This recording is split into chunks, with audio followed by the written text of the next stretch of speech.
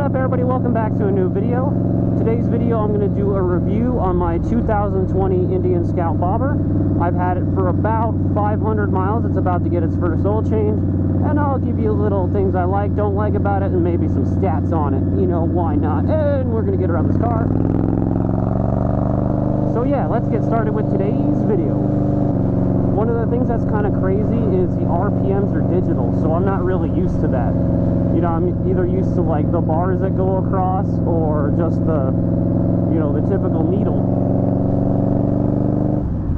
So that was a little weird getting used to. I would recommend changing out the shocks are kind of garbage. I hit a not even a bad bump the other day, and I felt like the front forks just bottomed out, and you really feel that in your back. I was like, holy shit. So that kind of sucks. Things to know for you new riders, I guess, trying to get a or I guess if you're just a new rider in general, the lean angle is not that crazy. I scraped the pegs twice already.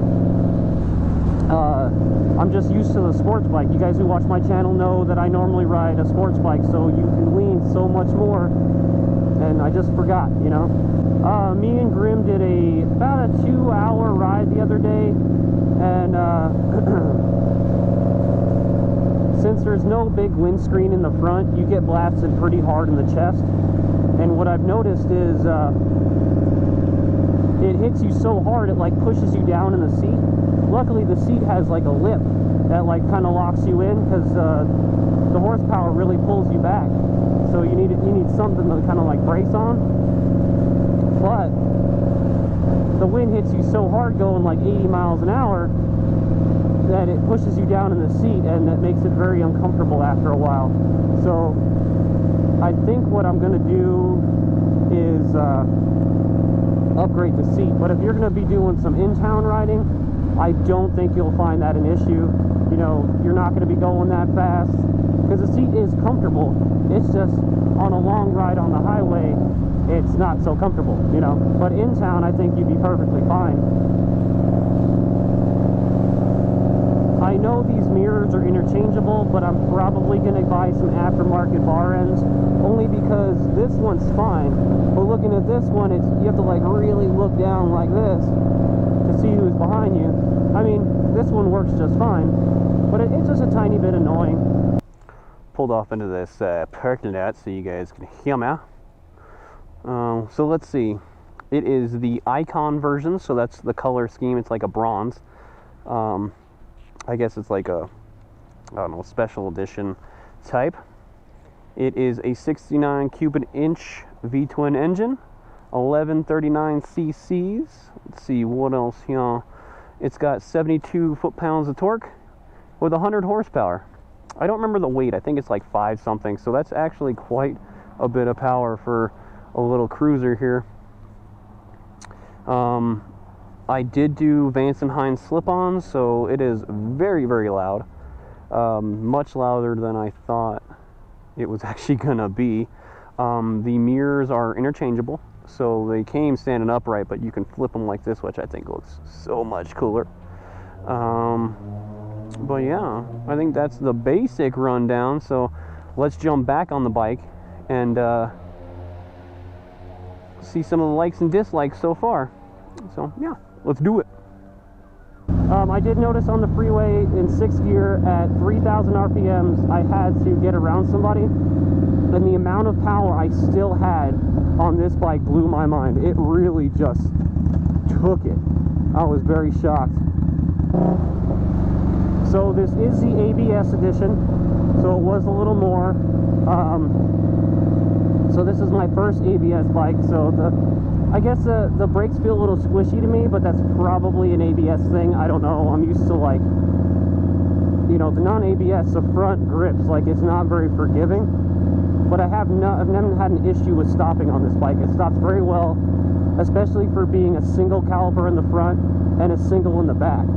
So you engine brake and hit the brakes, and it's really not bad at all. I was really shocked on how well it stops with just the single caliper in the front. This exhaust I put on this bike is a Vance & Hines. I said that earlier. It is very, very loud. Like this mic doesn't give it justice. It is super loud. Oh shit. Super, super loud. So on a long ride, I've noticed that it gets a little much. So for you guys who don't like super loud bikes, I wouldn't recommend the Vance & Hines slip-on. And I've ridden this bike at night a few times, and I must say the headlight isn't the best. It's kind of like outdated. Oh, get mad at somebody.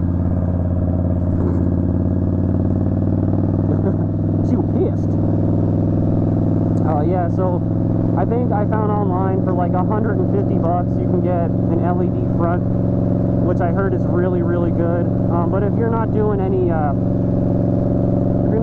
night riding, it's not that big of a deal. I would do it for, you know, it's that much more noticeable during the day from other cars, really. But for anybody that tells you that this bike is slow, I don't understand why. Just look at this right here.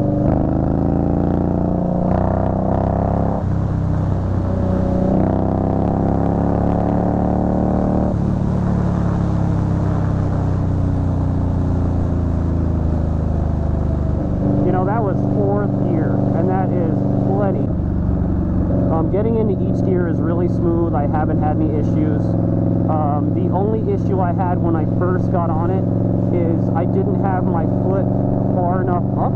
Like my heel is on the peg. So I guess I didn't push hard enough because there wasn't enough foot there. I really think these are made for boots, so you have more of a shoe. So that was my only issue. Now that I know what I'm doing, I've never had an issue since then. The bike itself is very low to the ground. Very, very low. Like, I'm 5'9", and my knees are completely bent when I put my feet on the ground. Completely bent. Like, I can stand up on this bike. You know, my ass is off the seat. So for you shorter riders, this would not be a bad bike at all. This bike really isn't that heavy, like at low speeds. See what I mean? Like my feet are completely bent, you know, and I can stand straight up on this bike. That's how low it is. This bike does have self-canceling turn signals, which is something I'm really not used to. It's kind of cool. You make a turn and it just turns itself off. I was like, huh. You have I don't know if you can see it, there's a button right here that lets you switch through the gauges so you can get like your mileage, how hot the bike is running. This is liquid cooled, so it does have the radiator in the front. I wish the gas tank was a little bigger.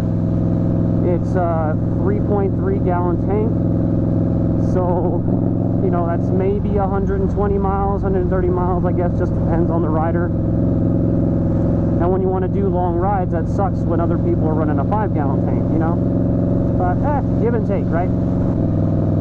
It doesn't have a gas gauge, so I'm not a big fan of that. It's just got that, like, oh shit light, you know. What I do like about the bobbers from the regular Scout is this color is completely different on the bobber than the Scout. The bobber, or the Scout, is like a red and like a tan, and I love the fact that this is black and white. I know that's, you know, nothing to, you know, really brag about, but I just think it goes with the bike a little better. I do like the steel brake lines. I think that was really cool for them to do. That's a nicer upgrade. It does have the side-mounted license plate, which I actually think is pretty cool. I might get the one that flips it and curves, but that curved license plate, but I don't know. I kind of like the way it is now. But this is really an enjoyable bike. Like, the pros really outweigh the cons. You gotta remember, I had never ridden a cruiser before, so learning on this was very easy. And it does make you want to ride longer. You know, I don't ache after, you know, unless, like I said, you're on the freeway. That's the only time. It's just because there's no front fairing on this thing, so you just get the weight of all that wind on you. But in town, not at all. I do stretch a little bit, so the seating position is a little weird. Like you almost do like a U shape because your legs are so far forward. So that took a little getting used to, but you have to remember this is my first cruiser, so I don't know if that's like a normal thing. I don't even think I change out the blinkers. Like, they look cool to me, very old school. I really do love how comfortable this bike is, really, around town. I could ride for hours around town. One other thing that really sold me, and I know this is like really no big deal, was the fact that the key is on the side of the bike. I think that is so cool looking. I don't know what it is, it did it for me. But I'm not gonna lie, like riding this around, it puts a smile on your face. You just can't help but enjoy the ride. I do like the gear indicator too. That's a nice little touch. I'm not used to that period, so nothing that I've ridden ever had one. So it's a cool change, you know, to know exactly what gear you're in. And on like a kind of a side note, buying it from Indian was probably the best experience I've had at a dealership. Like, they were super chill. They didn't hound me.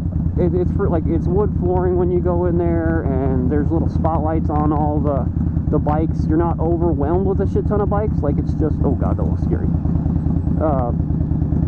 It's just a nice environment. Everybody's super chill. You know, they tell you, hey, I'm here if you need me, any questions, but then they just let you browse,